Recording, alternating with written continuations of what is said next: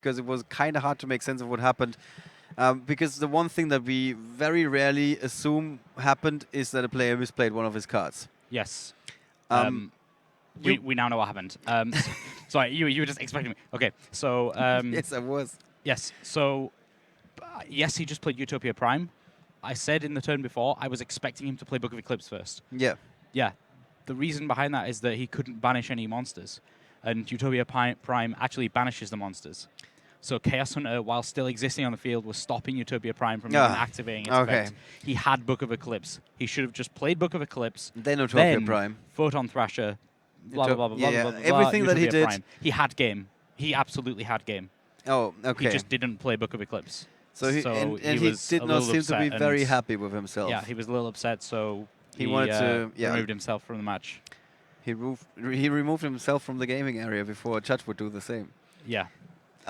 I would say that's a good decision in that moment, after a very bad decision to not play that Book of Eclipse first. Yeah. Wow. That really hurts. That really, like, honestly, that he was... had it. Yeah, that was the story that you normally only see in the anime. There's like a gigantic field. It looks like one player has lost, and then he's like, wait a second, I got 4 cards in hand, and all of those are gonna be exactly what I need right now. Yeah. First, I turn your field face down. There we go. And then I'm gonna get rid of all those monsters with Utopia Prime, the most ridiculous monster that you could play in this situation. Yeah. And then I'm gonna deal enough damage. Yep. Oof. I don't want to trade with him. No, I'm feeling quite happy really in this tough. place right now. Yeah. That must feel really tough right now. What a semi-final. And he would have been absolutely the hero of this weekend. I mean, I still give him credit, don't get me wrong. Yeah, that play would have been insane. But if he would have advanced to the finals with that play, yeah, that's going into the history books of Yu-Gi-Oh! Yeah. Wow. All right. So Nicolo Mazzolini is out of the tournament. Thomas Rose advances with his 50-card special Phantom Knights Burning Abyss to the finals of YCS Liverpool 2016. Yeah. There he's either going to meet, we don't know. Well, I know one thing. He's going to meet somebody who's playing Lights 1. Yes. That's for certain. It's going to be either Czech Wermer from Germany, who started the day 1-2, or it's going to be Tom Vierguts, also from Germany, who did not start the day 1-2, but is playing also Lights 1 deck that carried him all the way to the semifinals. Yeah, and at this point, I was wrong. ABC is not going to win. That is true, yes. There's no more chance for ABC to win. Nope. What would you have said if ABC Artifact wins? Yeah, I'd have totally said that was ABC's. We're bending the rules. Yeah. Or we make them up as we go, basically. Obviously. I mean, if is it Jack who's playing if Jack comes along and is playing one random Union hanger in Light Swan, I'm going to take it anyway. So the standards have been sinking. Yeah. Yeah. All right, guys. Yeah. So I think some of you have just tuned in. We might have a quick recap for that last match again. Let me check my notes. Just a second. The first game, Thomas was actually starting, and it was looking pretty good for him.